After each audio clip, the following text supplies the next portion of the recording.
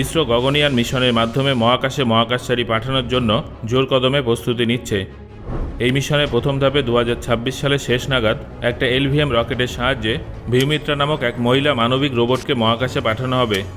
এই রোবটটা পৃথিবী থেকে প্রায় 400 কিলোমিটার উপরে কক্ষপথে অরবিট করবে এবং অক্সিজেন, নেভিগেশন, প্রেশার ইত্যাদি গুরুত্বপূর্ণ বিষয়গুলো পরীক্ষা করে দেখবে যে পরিবেশটা মহাকাশচারীদের সেখানে নিয়ে যাওয়ার জন্য নিরাপদ কিনা। পরীক্ষা শেষে মডিউলটি আরব সাগরে অবতরণ করবে এবং ভারতীয় নৌবাহিনী সেটা উদ্ধার করবে। G1-এর পরে আরও দুটো পরীক্ষামূলক ধাপ G2 ও G3 লঞ্চ করা হবে। যদি সব ঠিকঠাক থাকে তাহলে 2027 সালের দিকে গগনযানের মূল মিশন 4H1 একই মডিউল সহ লঞ্চ হবে, যেখানে ভারতীয় নভোচারীরা সরাসরি অংশ নেবেন।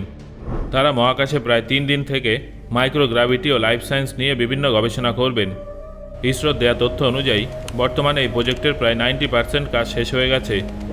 সো বন্ধুরা, ইসরোর এই প্রজেক্ট নিয়ে আপনার কি মতামত কমেন্ট করে জানান।